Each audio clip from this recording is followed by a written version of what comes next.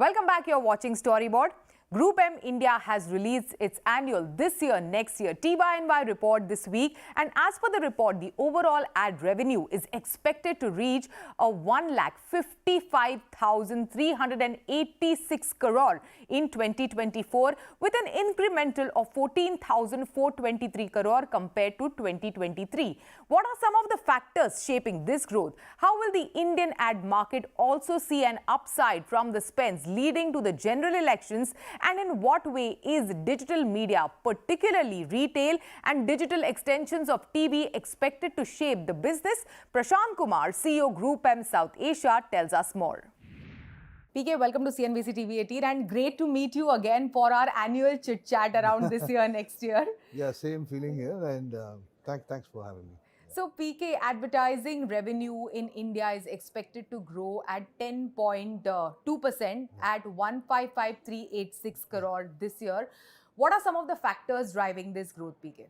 We're seeing a few categories actually fueling this. So one is the entire auto category, the reality, the retail, and I think the entire bunch of the SME category is actually fueling that, right? We also see some of the way it can play down is we may have a much more stronger first half related to last year, right? So the base is last year, but at the same time we have IPL and the World Cup happening in the first half itself that can actually play it. So some of this actually will fuel more, right? It's also interesting to see some of the different mini categories playing in different media side, right? So we have the commerce actually fueling growth there. We have the CTV aspect growing there, right?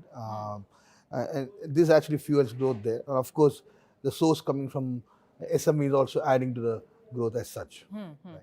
Also, during the presentation, you mentioned, VUCA for both of us, like for the clients and for the agency side as well. So, this is a chain, right? I mean, you have a demand and you have a supply, and we play in both sides. I think definitely when you see more and more VUCA coming from a demand side, right? Estimating that, we'll have our own plans, looking at the full year. And once the change happens and there are any radical change happening there, it becomes slightly uncertain, right? We did see that happening, in the first half of last year, where I think though the slowdown started somewhere in the second half of 22, because we did see the startup, brands actually reducing the spends, but we never thought that it will go to a very large extent, as we saw in the last year. And this way, when demand goes down, and as well as some of the changes that can happen from a supply side, brings in a lot more VUCA aspect on this. Sure. And it plays to different category, it plays to different season, right? And that actually came on, right?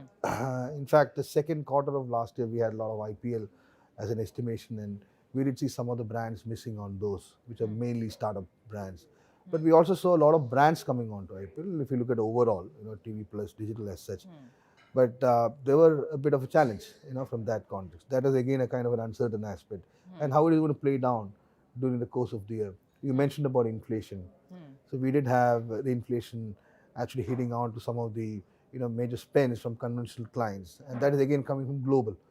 Now how the entire geopolitical challenges, how does it play on, how will it impact some of the inflation, how will it play back? These are all quite challenges for spends, and therefore our preparation also goes for a toss, right? Yeah, so it's a managing of demand and supply in a certain form. So that brings in a lot of uncertainty, right? And obviously that is bringing a lot of anxiety into the entire play.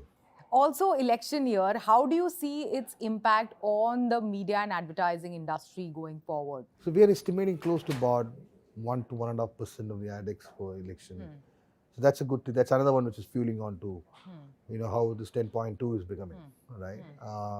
And we feel that, one of the questions last, when we were actually presenting this was, how much do you see the split happening? Our estimate is 55% of that, right now may go on to digital, and the rest will go to the non-digital side. There could be a play of plus minus 5%, depending on how the category is actually growing or declining, right? But that's how we're seeing it.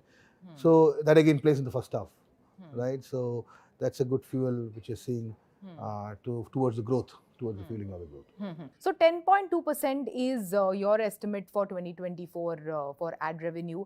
But apart from this figure, what is the general mood that you're sensing in the market, PK, if you can tell us that?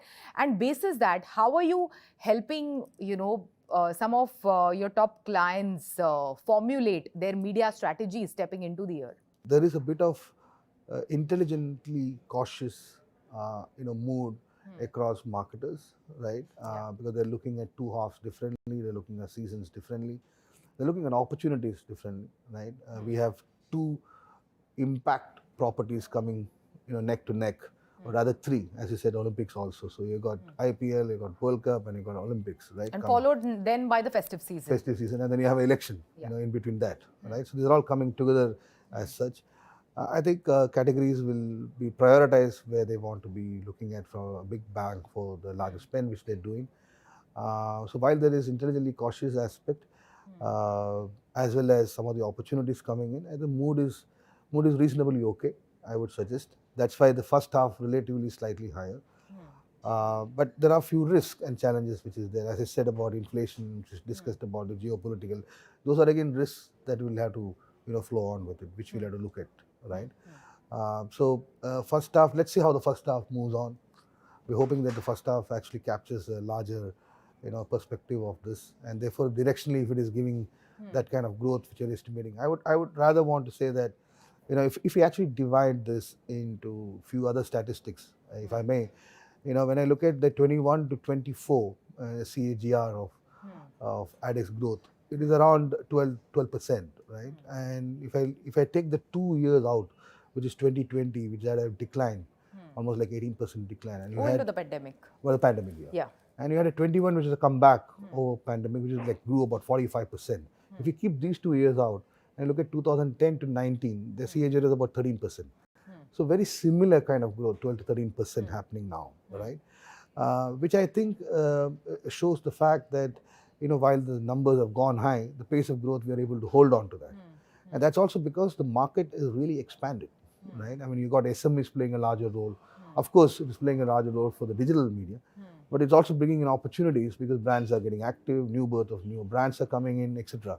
So those things are good opportunities for the market to really look at even more expansion, as well as using, when I look at the growth between mediums, I think TV today needs to look at how technology can help them to further expand their opportunities for the SME list of clients, or many more markets as such, right? So those things will actually only make the sustainability of the growth of this pace of growth for many more years to come. And connected TV is also an opportunity, is Definitely. what So we saw during the presentation. Yeah, so we are seeing see TV to be about 21% of the TV households, so almost like 1/5, right? Of the TV households. So it's grown. It is it's moving on now. The content play will play a larger role there. Advertisers are coming in. Larger expansion of advertisers will come in there.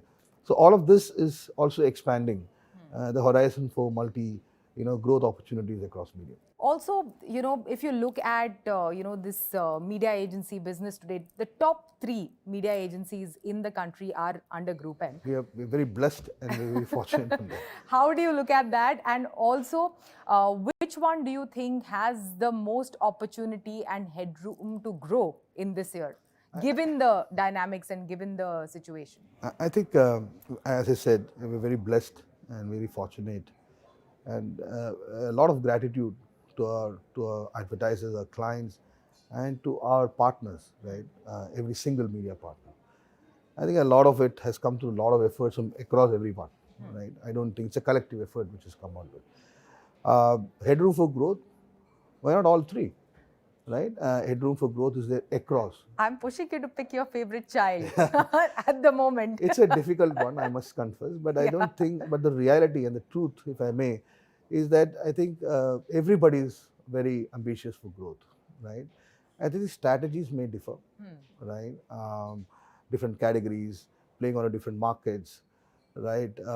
Aspects of, solutions, more customized on, could be content area, it could be the digital area or the data area. So these are all flavors which I think today we have all the freedom and liberty to choose how we want to play it. And of course, it's an exciting time for me to look at how each one of us is playing and also be involved in many of this, because that is also exciting, because a lot of learning and trying to experiment many more solutions. So I won't choose any one of them, but there is definitely growth, and all three are highly competitive from that context.